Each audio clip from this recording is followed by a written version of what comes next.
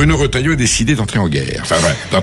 De rentrer dans le débat. Oui, le président des Républicains contre le président de la République. C'est un duel qu'on attendait de pied ferme depuis leur premier désaccord diplomatique, notamment vis-à-vis de l'Algérie et de Boualem Sansal. Mais cette fois-ci, Emmanuel Macron opère une dérive scandaleuse et se comporte en censeur en chef, selon les mots de Bruno Retailleau, dans une pétition lancée ce matin en réaction à une vidéo diffusée hier sur les réseaux sociaux de l'Elysée.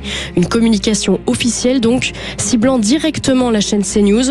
Avouez que s'attaquer à un média après avoir promis de ne pas faire d'ingérence dans la presse, c'est plutôt cocasse. Mais pourquoi diable Maud, la présidence, s'en prend-elle à CNews? Et parce que CNews s'en prend à la présidence, mais comme bon nombre de médias consternés et inquiets d'apprendre qu'Emmanuel Macron souhaite labelliser la presse numérique sous couvert de lutter contre les méfaits des écrans, l'influence des algorithmes, le cyberharcèlement ou encore les ingérences étrangères, Emmanuel Macron souhaite réguler l'information en instaurant un label, mais attention, un label décidé et octroyé par la profession, pas par l'État, parce que comme le dit très justement le président de la République, là ça deviendrait une dictature. C'est un peu bancal comme explication, mais alors qui porterait cette responsabilité? Eh bien on parle de Reporters sans frontières, RSF qui s'en est souvent pris aux médias de droite, donc bonjour l'impartialité, mais le problème c'est qu'un label pour lutter contre la désinformation, c'est comme un arrosoir pour lutter contre un incendie, ça n'empêchera jamais la propagation des fake news et ça pourrait même avoir l'effet inverse. Si des médias alternatifs sont nés, y compris des médias sans agrément, c'est bien parce que les médias officiels installés, le service public par exemple,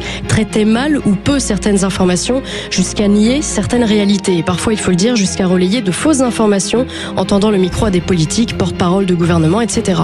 En tout cas, Emmanuel Macron ne compte visiblement pas lâcher l'affaire, pas sûr que ce soit une bonne nouvelle pour la liberté de la presse et d'ailleurs, est-ce que quelqu'un sait où est passé l'Arcom, Perico ?